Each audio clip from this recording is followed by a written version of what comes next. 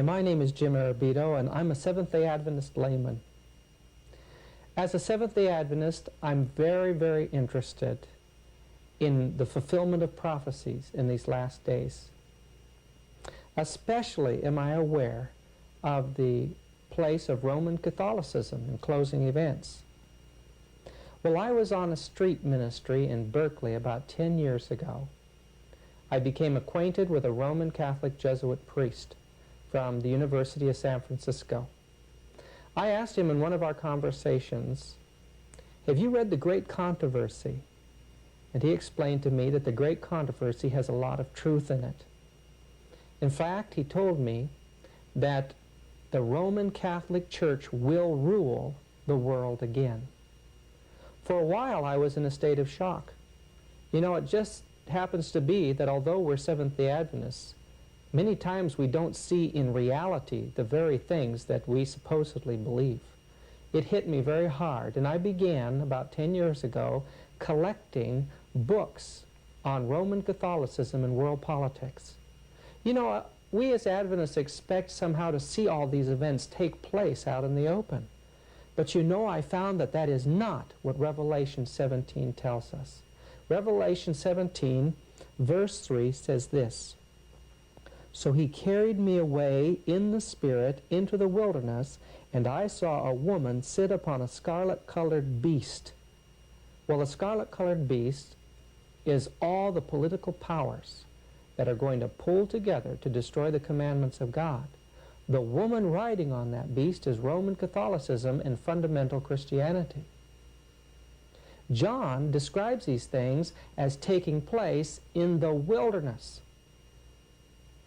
Now, in reading Revelation chapter 12, we know that when the primitive church fled persecution, she went into the wilderness. And in Great Controversy, page 55, Ellen White tells us that the wilderness is a symbol that represents obscurity and seclusion.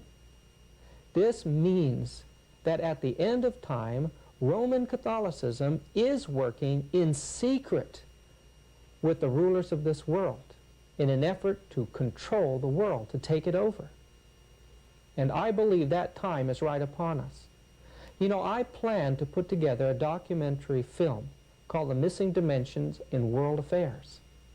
And for that film, I had gathered together interviews with people who had had either personal experiences with infiltration of Jesuits or Catholic priests, or in one instance, an interview with an ex-Jesuit priest by the name of Alberto Rivera, and another, a secret agent for the federal government working for the Pentagon during the Second World War, and his wife was the chief stenographer of the Pentagon. All the funds that went over to Europe for the troops passed first through the Vatican. This man had had personal working relationships with Roman Catholic priests, and listen to him. He knows what he's talking about.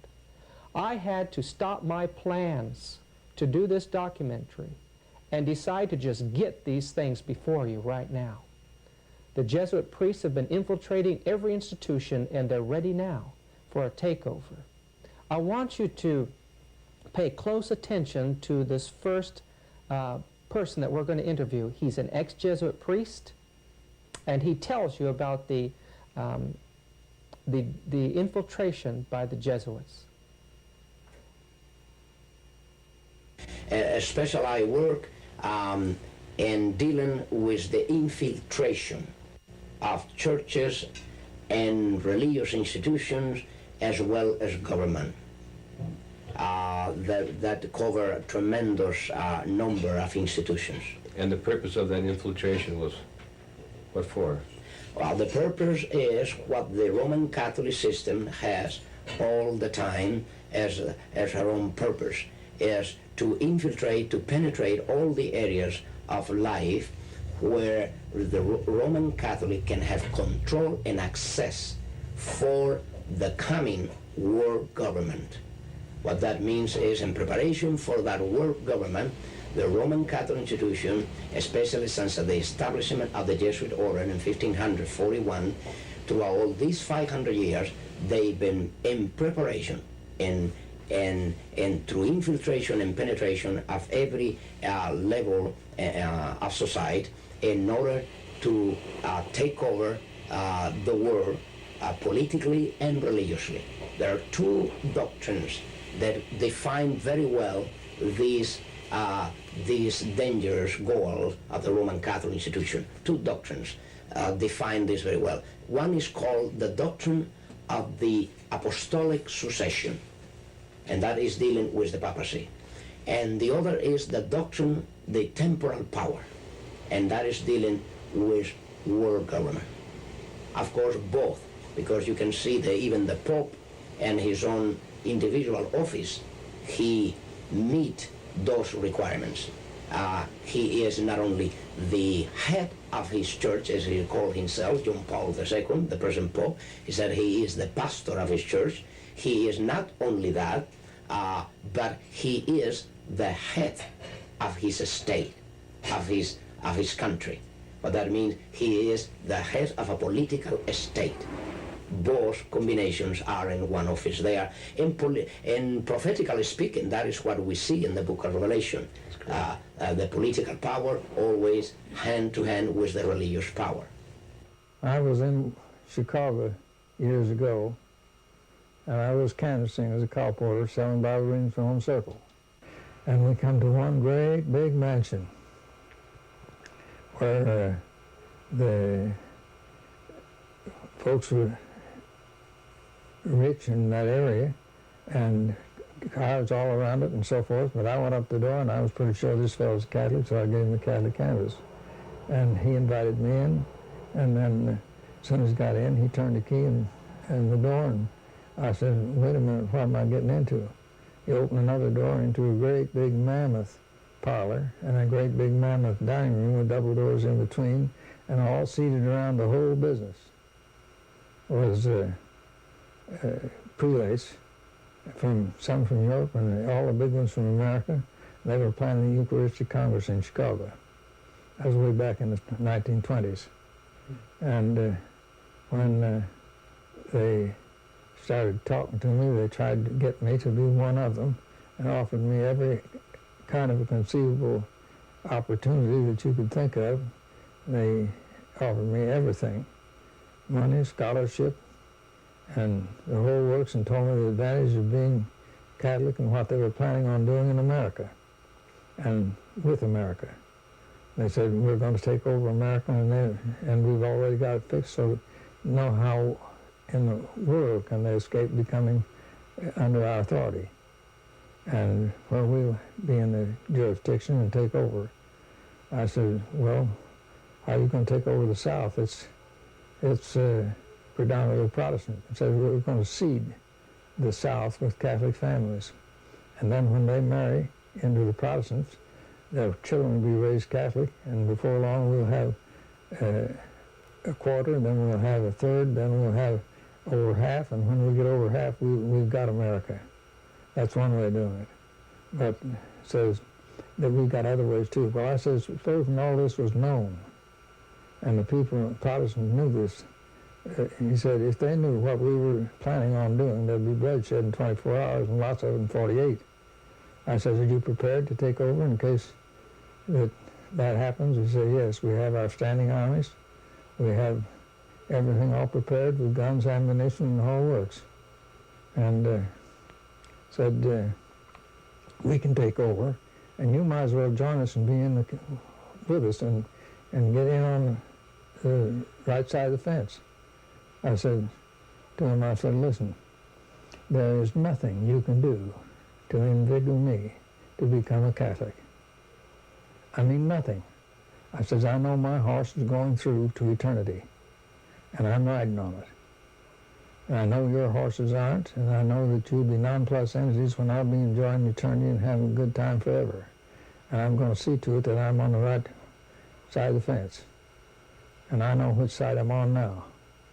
And I said, you might as well open the door and let me out, because I know that other people know that I'm in here, and there'll be investigation made if you don't let me out.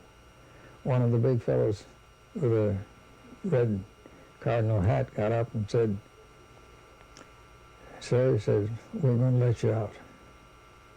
But we want you to know one thing. that everybody that's born in the United States that's not born a Catholic is on a card. You're put on a white card to begin with and kept on a white card until we feel like that we need to watch you. After that, we put you on a blue card and said after you're on a blue card for a while, if we feel like that we just assumed you wasn't existing, you're on a red card. Son, from now on, you'll be on the red card as long as you live. And I know they know me where I'm living and have followed me all around throughout life. They're still doing it. And, well, I could tell you a lot of stories, but that's just one. Yes, it was in 1967 when a friend of mine came to me very excitedly. He told me that he was doing some colporteur work in Indiana, and while knocking on different doors to gain entrance, he was invited into a home very quickly, and he wondered how come he didn't have to use his door openers. When he went in, the fellow who had invited him into his home said, "I know who you people are." And he said, "Well, what do you mean?" He says, "Well, let me show you something here." And he moved aside a rug from his flooring there, and under that rug was a door. He lifted up the door, and here were stairs that went down into a basement. And he said, "I would like to show you something." So they went down into the basement, and this individual whose home he was in showed him just many files. And as he was looking at these files, he wondered what it meant. He says, "Well," he says, "we know who you are, and I would like to ask you a question. Name me a name of somebody who belongs to your church." And so he said, okay. He named him a name, one of his girlfriends. And this man went to a file, picked out that name, and said this person was baptized on such and such a date, a member of such and such a church, etc. And my friends said his eyes got very large, and he says, "Well, what does this mean? How come you have this information here?" And this fellow said, "Well, I belong to the Catholic Church. I belong to a special order, and we have all of you on files in different parts of the country. This is the file that we have on your members of your church here. We know who you are, and we have more complete records on you than I believe you people have for yourself." He said, "I just wanted you to see that so you would know that we know who you are." Well, my friend left that home. He didn't sell any books, but I think he became a more serious thinking individual after that. Because I was always able to open up to anybody that I cared anything about, even a friend, much less your husband. And he was this way all the time I was married to him. Very evasive. Was he gone for long periods then? Yes, he was. He was gone for 3 and 4 months, sometimes out of the year, sometimes a less amount of time, but always no less than 6 weeks at a time. And he would act so bitter when he left. He'd get me all upset to where I'd tell him, why don't you leave, Joe? And so he'd act so sad, but he'd leave. And I saw later that he really intended it to be this way. He was manipulating you. Right, that's true. Mm-hmm. Did he show any remorse? Not really. No, it was just as though that was his line of work. Very dear neighbors that lived across the street from me. And they knew my husband, and they had known us for years. And so when Joe and I were married, and he would try to communicate with them, but I don't know if he was revealing anything to them that he wasn't saying to me. But these folks told me, they were first to tell me that Joe, in fact, was a priest. Many of my friends questioned Joe in their own minds, not to his face, but they thought he was a very strange person. They thought it was strange that he'd have so many absences from our marriage. But of course I took all the blame for that, not fully realizing that he was irritating me to the point of sending him away these times when it was necessary, in fact, that he was away. Because his church, I'm sure he had the calling that he had to answer, or the work that he had to do for his church. At what point were you sure that you had married somebody pretty high up in the Roman Catholic Church? When he had finally convinced me that it'd be wise for us to marry in his church. And I had belonged to the Seventh-day Adventist Church, or I guess I hadn't yet been baptized into the Seventh-day Adventist Church, but I felt that it probably would be smart to marry him in the Catholic Church. And so I went ahead, and then we went over to see a priest in Reno and was going to discuss being married. We had to go over to another office, another group of offices, and see a cardinal. And so when we went to discuss our marriage with the cardinal, Joe was rather talking down to the cardinal, and I felt this was sort of unusual because realizing, just common knowledge, that people didn't talk down to a cardinal if they were Catholics. And I thought that to be a bit strange, and the cardinal took Joe. The two of them walked away, supposedly out of range of my hearing. And that's when I realized that he, in fact, was a Catholic priest. And he had told me that he was going to, what was that word I wanted to use? Excommunicate? He wanted to excommunicate himself. And I thought, this is strange, a man that devoted to church wants to excommunicate himself. And then when I heard the discussion about the priesthood, I threw up the papers and I said, I've had it. I'm going to quit. This is it. I'm not going to be married. When you heard what discussion about the priesthood? Well, I could hear little bits about your position and this position and that position. It was just very scanty, but I knew that it was, at this time, discussing his priesthood. How long had you been actually married to him at this time? About? Oh, 6 years, I guess. I threw the papers up, yes. What I have here I gathered up. I noticed that even my divorce papers are gone, but I don't know what's happened to those. But you did see the papers, the wedding certificate that I have, and I don't know what happened to the divorce certificate. Did you take any pictures of Joe? Well, there were lots of pictures made, yes. We had many made. And then what happened to them? They were taken. I don't know where they went, but I don't have any pictures left of him at all now. Did he take them? I don't believe so. I don't believe so, but who knows? But you don't have any pictures of Joe today? No, none whatsoever. You'd mentioned that someone had broken into your house and stole them? Yeah, some of the things were taken from me, stolen from me, yes. Who would want pictures? There must have been something else packed in that box. I'm sure there was. Or, who knows? It's a crazy thing. There were quite a few things missing. Even personal pictures of my children, and grandchildren. Now, he made a boast one day about Hitler. What exactly yeah. did he say about Hitler? He said Hitler was one of our very good people. Hitler and Mussolini, he said, were good Catholics. And he said also the mafia. He said we have some good people in our church. When I showed him the book that I had gotten, written by Samuel Bakioki, he said, that's one of our men.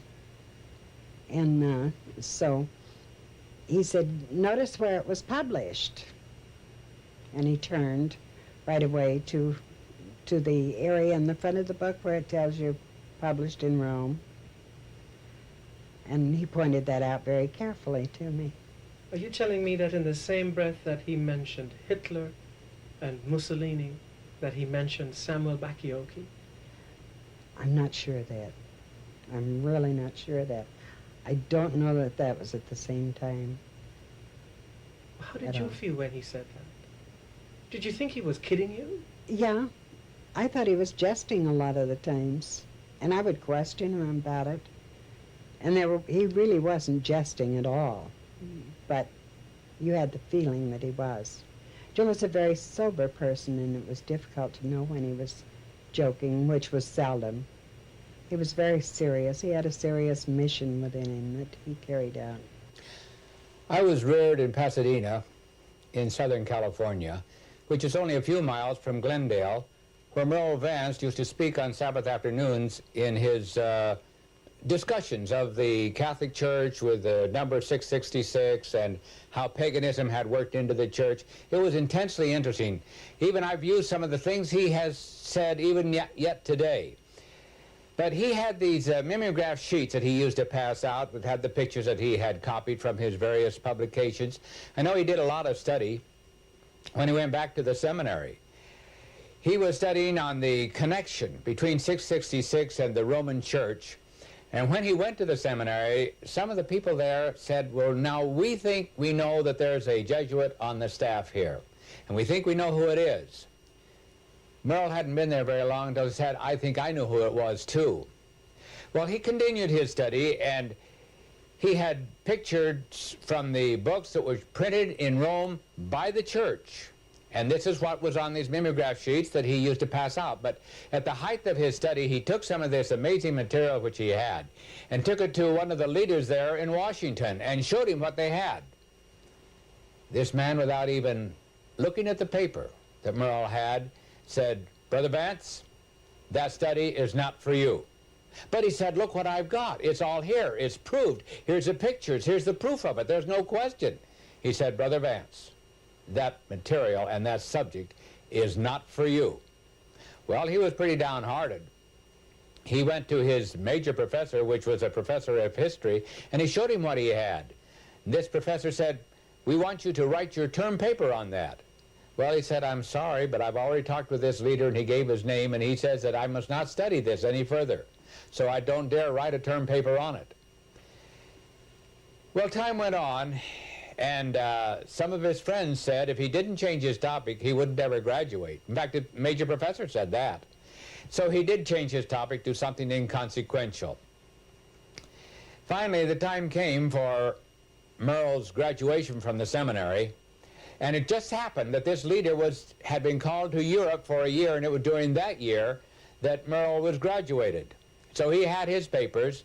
Following that, this leader died, and a very close friend of this leader was talking with Merle one day, and he said, I know positively that that leader, that man was a Jesuit, because I was a very close friend of him, and I know this positively. Merle was certainly a good student. I remember him when I heard a tape of him recently. I recognized his voice. It was so thrilling to hear his voice again, because I enjoyed those messages which he gave. He was a good student, a fine man, a real scholar. Certainly he was a credit to this people. The subject of Jesuit infiltration into Protestant churches, whenever that subject is brought up, it's often ignored, dismissed, or just brushed aside. For some reason, they don't like to think of this fact. But the story I'm about to tell you occurred in 1939 at a Seventh-day Adventist institution, Washington Missionary College, located in Tacoma Park, Maryland. This was told to me by Dr. B.G. Wilkinson, who was president of the college from 1935 to 1945. Now, Dr. Wilkinson told me that he uncovered a Jesuit infiltrator at that time, in 1939. And this is how it happened. There had been a new Bible instructor hired by the board, and this man had been teaching Bible to the undergraduate theological majors for about 5 months. Now, Dr. Wilkinson had always encouraged an open-door policy, and he encouraged the confidences of his students, especially his theological students. Now, some of these young men came to him after a period of about 4 or 5 months, and they said, Dr. Wilkinson, you teach Bible differently than this new Bible instructor does. There's some things about him that we don't understand. He brings up doubts in the classroom, doubts about our theological position, about our doctrines. These doubts are then not resolved. They're left sort of hanging in the air. And they had other questions which Dr. Wilkinson couldn't answer. It aroused Dr. Wilkinson's suspicions about this man. Now, the teachers had in Old Columbia Hall little pigeonholes, boxes where their mail slots, you know, they used to put their mail in these little pigeonholes, and the faculty would come and pick up their letters. This one day, Wilkinson saw an envelope being placed by the mailman in the mail slot for this Bible teacher. And the letter was a rather long, rectangular, official-looking letter. And after the mailman left, Dr. Wilkinson stepped over to the box and he drew the letter out. And he looked at it, and the return address was a Hereford Road address. Now, Wilkinson knew that that was a Jesuit college. It wasn't located too far from Washington Missionary College. He took the letter and he steamed it open. Of course, this was an illegal act. But, you know, when you're dealing with a class like they are, they committed many illegal acts in their time. The assassination of princes being the least of their illegal acts. And you know, the Jesuit motto is the end justifies the means. Wilkinson thought, I'm going to steam this letter open. And if it's an innocent thing, I'll just close it up again, say nothing. He steamed it open, and inside he found orders from this young man's superior, telling the young man, outlining to him what he was to preach or teach in his Bible class for the next several months. Dr. Wilkinson reinserted the letter, gummed the flap back on. He called the young teacher in. He said to this young man, he had the letter on his desk, you know, and he said to this young man, I have a piece of mail for you. And he handed it to him. And he says, we know who you are, and we know why you are here. You are a Jesuit. Are you not? The young man looked across the desk at Dr. Wilkinson. He picked up his mail, turned on his heel, and walked out. And that was the last they ever saw of this man. He never even stopped to pick up his pay. But he cleared off of that campus the very same hour. When I was in detective work in Washington, D.C. during World War II, I was going home to Alexandria, Virginia from Washington, D.C., and when I got to the mall, there was two scholars, and they were sticking up their fingers for a ride. I said, I'll just pick them up and put them in the back seat and see what I can find out from them. And so when they got in the back seat and was seated, I asked them, I said, you boys are from Georgetown University taking the priesthood, aren't you? No, we're not taking the priesthood, they said. Oh, I said, you're scholars from Georgetown University taking something. What are you taking? They said, we're Anglican brothers. Oh, I said, the church has never told us what Anglican brothers are, nor much about them, and I don't know much about them. What do the Anglican brothers do, and what are they for? They said, well, we're taking studies to work with the Protestant churches and get them to come in to do what the church wants them to do, and to work with them and work with us. And I said, well, how many of you folks are taking the course? They said, well, about 780. And I said, how many graduated? Oh, somewhere between 780 and 700 and 800. No, 700 and 780. I said, now, how many graduated last year? And they told me. And then I said the year before that, and they told me, and I went back to, we had about 3,800 people graduated and out in the field. And I said, well, what do you boys do when you go out in the field? No, I said, first I want to know how many will graduate next year. Well, it said it'll be somewhere under 900 anyway. And I said, how about, what do you do when you graduate? He said, well, the first thing we change our names. And when we change our names, then we're allocated so many to this church, so many to that church, and to another church. And I said, when you go out to the churches, then what do you do? He said, well, the first thing we do is look around for some nice young lady that we'd like to make an associate member with, and then we marry them. And after we're married, we go off to a Protestant theological seminary or school, and we come out a Protestant minister. Then we're taught to, in our course, to work up to the heads as fast as we can in that line, where we're supposed to work in. And I said, now, do all of you work in the same field? No, says some of us work, but we all work in the church trying to get the churches to unite with us and do what we want them to do. So were these Roman Catholic students then? They were, as far as I learned, from what I learned, they were Jesuits. I know they don't only infiltrate the Protestant churches, but they infiltrate their schools.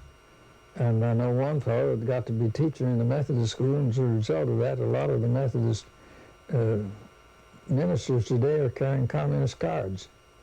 They utilize anything and everybody to bring their means to an end. My story goes back a few years ago. When my father first got the ministry, Pastor Arrabito, he was sent by the General Conference to Reno, Nevada, which was his first ministry among the Italian-speaking people. At that time, there were quite a few that had migrated from the east to the west, and especially in the Reno area. So a call went out for a young minister, and my dad was ready and willing and consecrated to do his part in the ministry. He was a young minister at that time.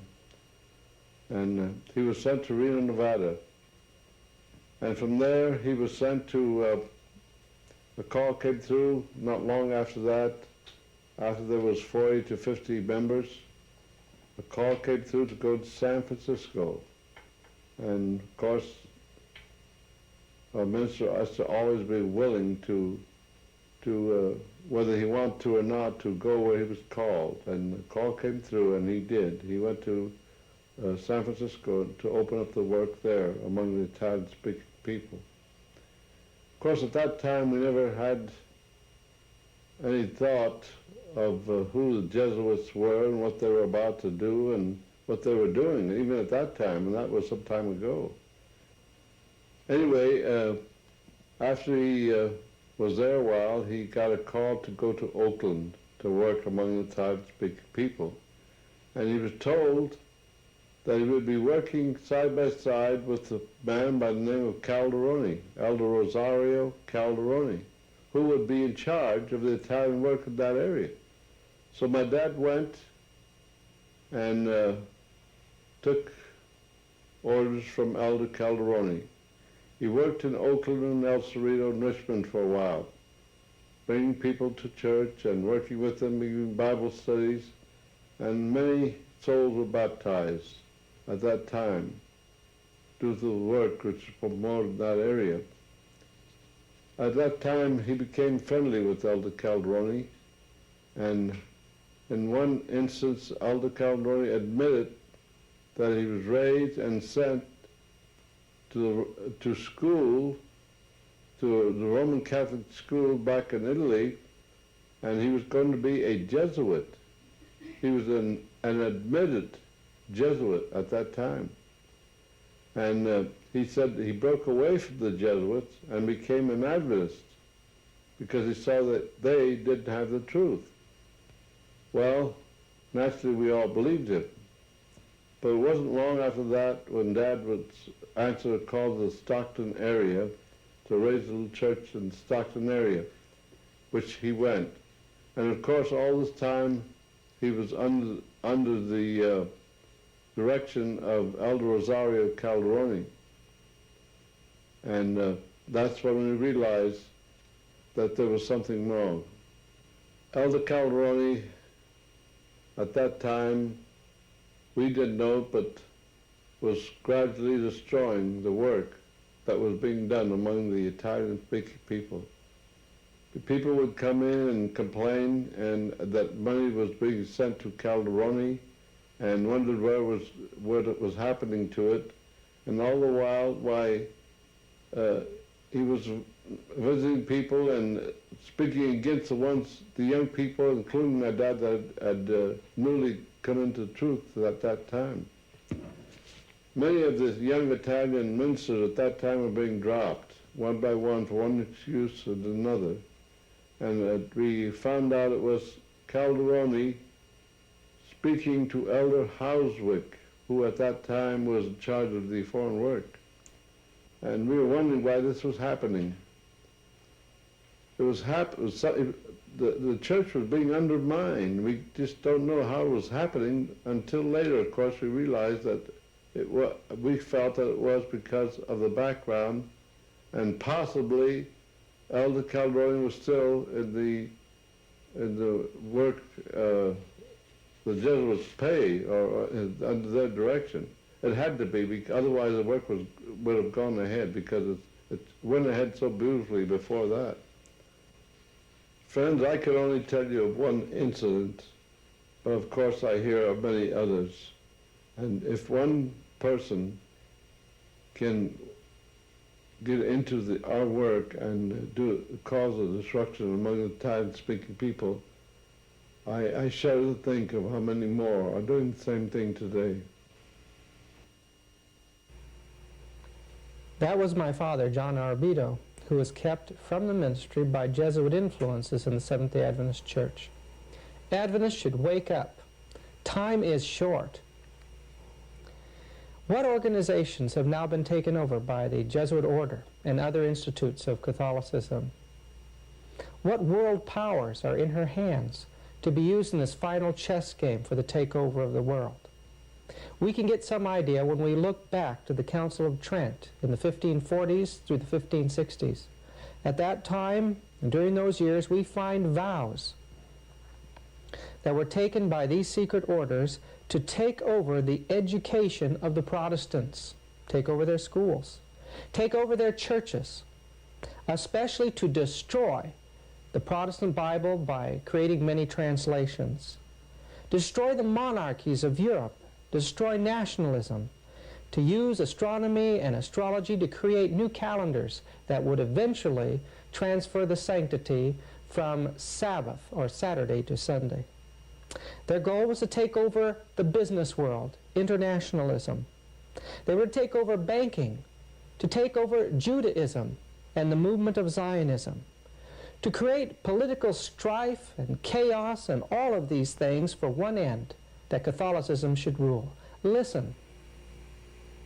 I did training in monasteries and convent where I prepare cursigistas, the Legion of Mary, the Blue Army, many of these militant organizations. I train and prepare how they can become Baptists, how they can become Adventists, how they can become Methodists, how they can become Presbyterian, how they can become Pentecostal, and all these areas where they must infiltrate any area. You bring up one of the other questions I have, might as well ask it now, particularly the Blue Army. Is that in some way connected with the Fatima? That's correct. Is yes. that to protect it, or that they are the army that creates the greatest promotion of that cult, of that satanic cult here in the United States. In every country, the Roman Catholicism displayed this promotion to the so-called Virgin. There is not even Mary, the Mary that we know in the Gospel, but a distortion of that really, truly Mary of the Gospel. They display to different militant organizations the promotional need for certain saint or virgin or whatever. And the Blue Army is the greatest promoters of the call to marry here in the United States. The Opus Dei is another arm of the Jesuits. What that means, you have Masons, you have Illuminatis, Okay. you have the New Age movement, you have the Trilateral Commission, you have the Club of Rome, you have so many others. There are in different areas working through certain programs what they need in that particular area where these organizations move, whether they are secret or public organizations, they need to control certain area of certain people. And this is where and how they'll be ready to have them under control through these organizations. The Opus Dei mainly, they move next to what they call Christian democracy. The so-called Christian democracy is an outgrowth of this Opus Dei. It's exactly the words in Latin precisely define that. The Latin definition is for Opus Dei is the work of God. What that means, the Opus Dei, Opus meaning the work, and then you have how you call Dei, Opus Dei, the work of God. When the Council of Trent occurred, it was controlled by the Jesuits. Yes. How about the Vatican II? Is there a connection? Yes, the connection is very, very, very prophetical. I will say this, I think that will clear the whole point here, because it's so prophetical that while the Council of Trent was the first council to be managed by the Jesuit order, the Vatican Council was brought about by the same Jesuit order with the same intention. And you know the intention of the Council of Trent. The intention behind the Council of Trent was the Counter-Reformation. What was the intent of the Vatican Council II? Another Counter-Reformation, but called today, how you call it? Renewal. You see the point? Now, the change was a name, but the intentions were the same. Yes. See, more sophisticated today. Yes. You see, the Counter-Reformation was taken to the Council of Trent. That was the entire Counter-Reformation was performed by the Council of Trent, decrees. Then through that time until today, Vatican Council II came about with the idea of renewal. That means another step forward, and the final, I will say this is the final stage of a Counter-Reformation. Now, how about the charismatic movement? What's the connection with that? The charismatic movement is serving the purpose, as we said, of one of the many issues. As we said about Saturdays and Sunday, they'll pick up every issue with different denominations. In the case of the charismatic movement, they pick up the charismatic movement because one factor. They could not bring under subjection the Pentecostal denominations. They couldn't. They could not. Even when they went to the ecumenical movement before, from 1945 down to our day, since this already starts. As a matter of fact, if you want to know, the World Council of Churches started by financed by the Jesuits in Europe in 1945 after the end of the Second World War already, or by the time that the World War was to end, already the Jesuits were at work trying to unite all the Protestants in Europe. And that was the origin of the World Council of Churches and the ecumenical movement. Today, the charismatic movement is serving that purpose. When the Pentecostal could not be bring into the ecumenical forum, they brought it through the exercise of charismatic gift. We were on the way back from London on the jet plane, and there was a man dressed in a uniform like the Catholic priests wear, and he was conducting himself not like a priest you'd see in a movie, very friendly. He was a very sophisticated type man, and people could sense that.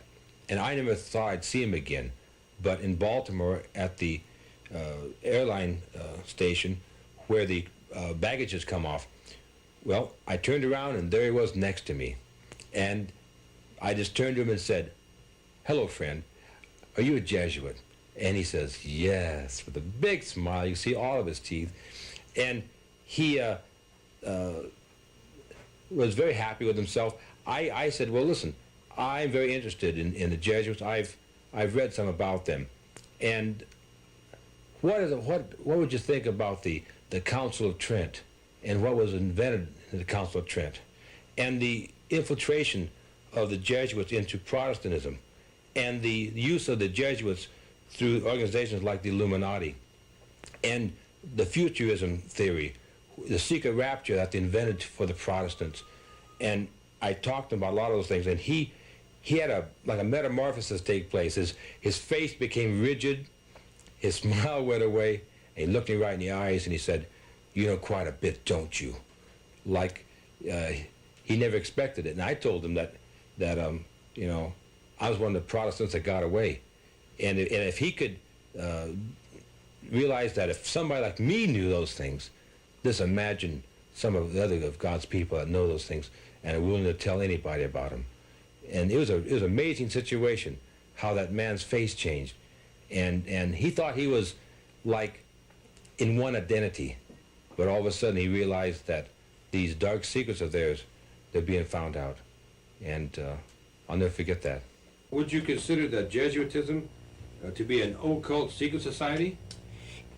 It is an occult secret society from the point of view that the Jesuit order, what you know of the Jesuit order and what everybody knows of the Jesuit order is not the truly Jesuit order. What that means is even the Jesuits within the Jesuit order, they all are not knowing the secret society, the inner secret society that they are surrounded by. Spiritualism and the papacy is as close as two fingers are on your hand. One cult that started from Fatima, okay, the cult of Fatima, Roman Catholic cult, seems to be antagonistic to the rest of the Roman Catholic Church.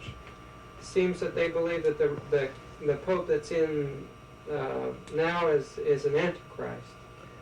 The whole thing is that Satan gets as many people as he can on his side.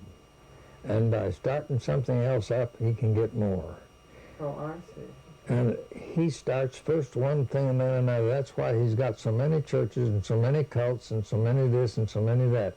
What he can't get one person on, he gets them on another.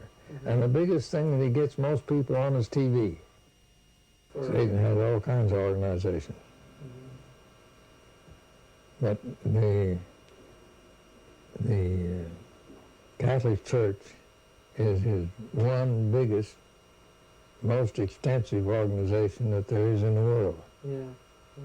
He has these others organized to take care of things, but and in some places he works, even destroys himself to make other things work out for himself. What's the connection between Jesuitism and communism? Well, that's a long story, but really, communism was really started by the Catholic Church, and the Pope himself is allied with them and a communist himself. They sent some Jesuits into a little town where they wanted to start Catholicism. Now this I learned from E.T. Babienko that worked with me on a lot of detective work that I did. And E.T. Babienko told me that after they had no success for a short while, they substituted the place with twice as many Jesuits as they had in the beginning, and after years they got nowhere. So they said the only way in the big meetings in the Vatican, where the headmen all meet, they said the only way we'll ever get anywhere in putting Catholicism in Russia is to take away the children from the parents and do away with the Greek Orthodox Church by training the children otherwise. And in their brains, this was all formulated, and they decided to put communism into Russia and to put hard-boiled communism, which is Bolshevism, and later bring it on to a de-Christianized Christian Bolshevism. So the connection between Zionistic Judaism and communism then is, would you say that's a fraudulent story? Yes, to some extent, and yet they use the Jews wherever they can. So the Roman Catholic Church utilizes Judaism. They utilize anything and everybody to bring their means to an end. So these writers that point to the international Jewish conspiracy, drawing from historical material that appears to see the Jewish involvement in all this, may very well be part of the Catholic ploy to take the heat off of themselves? Yes, and that's absolutely the truth. And have you ever heard tell of this book that the Zionism taken over? Code of Chief Elders of Zion. Yes. I have one of the books. They're hard to get. I can get them if necessary for anybody. But I have ways and means of getting them, but it takes me a little while to get them. And when you get them, you better keep them to yourself. But here's the thing. When the Zionists got all that underneath, the Catholics got a hold of some of this material in these books. And now, why do you think that Hitler did away with all the Jews for? Is to get rid of the heads and the ones that would promote this Zionism. And they're doing what the Zionists proposed to do. So they actually, in reality then, there is a Zionist movement, but the Roman Church is trying to take over it and control it. Yeah, for their own purposes. They have a club of 300 at Rome that does nothing but figure out how they can do it and why they can do it and where they can do it and why they can go ahead. The war in Vietnam was nothing more than just using the United States to put in Catholicism into Vietnam. What do you know about the organization of the Knights of Columbus? I know too much. Too much. Huh? And too much to tell. Oh, I see. But I know one thing. That is that they're a strong organization in the United States, and they have a lot to do with this here Mustachia Army. The Ustachis? Yes. Are the Knights of Columbus also organized in other countries? You bet your life or were they they are. financing the Ustachis of Serbia? Wherever there is in other countries, they're organized. Wherever the Catholics are in force, they're organized. Well, is the Knights of Columbus an extension of the Jesuit order? Well, but into secular society? They all work with together. They're dovetailed. Do you know anything about the connection between Roman Catholicism and Masonry? They're tied in together. Would you say Roman Catholicism actually manipulates and controls Masonry? They've got to the place where they're in control of a lot of things, and they have a lot to do with Masonry. You know, one of the heads of Masonry, at the head of things, is a Catholic. One night he told you that they run our church. Tell us about that. His people run our church, he said. Who were his people? The Catholic Church. The Catholic Church run all churches. He said that to you? Yes, yes. And specifically that the Catholic Church runs the Seventh-day Adventist Church? Well, very much like that. I don't recall exactly the way it was worded. This is the impression that I got from what he had said, the statement that he had made. We. He always whenever he said we, that was the church and he. He always included himself as the church. From Jeannie's testimony about her marriage to a Catholic priest agent, we get a sense of the tremendous confidence that the Roman Catholic Church has now in her position of dominating the nations and its institutions. Very soon we're going to be locked into a period of terrible persecution, and there'll be many martyrs among the faithful Christians. Listen to the words of Revelation 17, verse 6. And I saw the woman drunken with the blood of saints and with the blood of the martyrs of Jesus. She is uniting with the rulers of the world. Listen, in verse 12, and the 10 horns which thou sawest are 10 kings, which have received no kingdom as yet, but receive power as kings 1 hour with the beast. Rulers in this world will give their political power to a system, a political system that will be dominated by the papacy. And that system is going to make war upon God and his followers. In Revelation 18, part of our last message to the world is to tell the world, all nations have drunk of the wine of the wrath of her fornications, and the kings of the earth have committed fornication with her. That the governments of the world are in an unholy alliance with the Roman papacy, and God is going to judge them. I want you to listen very carefully to Dr. Hiram Duke's testimony as he shares their position in world politics. When I was behind these locked doors, they told me that they were going to cede the South. And with what they told me then, I knew they were planning World War II. And I knew they were planning on bringing all the DPs and ceding the South with DPs. They've done it. They've got to the place now where... DP is... What's a DP? That's the folks who are displaced in the old country on account of war. Well, one thing that's interesting is no bombs are dropped on the Vatican. Well, my wife was the head stenographer in the Vatican, in the Pentagon at that time. And she gave all the orders and sent out all the orders to the big men. And she had orders to see that there was no Protestant flew over the Vatican and over Rome, because they were afraid that they might, through their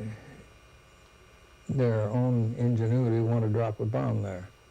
Are you aware that the head immigration authority in Germany was a strong Catholic, and that he let the men in that were trained in New York for the hoodlums that went over to do away with the Tsar and his outfit, and they were shipped by him into Moscow by getting one of their men into Moscow and shipped in boxcars, and this fellow in Moscow that got in there ahead went and opened the padlocks off of boxcars and let them out, and they went right up and did You're away talking with about them. Lenin and Trotsky. Yes, sir. Trotsky was trained in New York, wasn't he? Yeah. The head of a bunch of hoodlums. Got to talking with E.T. Babienko about a lot of things. And we got in places where we wanted to know things. And we put on priest garb, dressed up like a priest, and he put on even garbs on beyond the priesthood. Well, because he spoke in 44 languages more fluent than I do in English, and his wife speaks 33 languages fluent.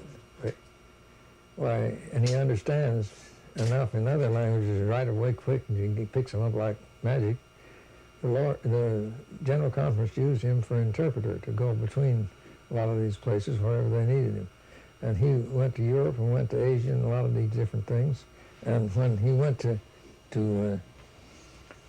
Asia, he was over in the Himalaya mountains, where it's so difficult to learn the language. He learned some things was going on in Europe, and he wanted to go over and find it out. So he took an airplane, he flew over there, and he dressed up like a big head man in the Catholic Church, and he went in among these other men, and he purported that he couldn't understand their language, they had to get him an interpreter. So they got him an interpreter, and he understood their language better than they did. And he understood everything they were saying and everything they were saying about him. And that way, why, he fooled them to where they thought he was a high dignitary, and he went in and found out things that he wouldn't otherwise. When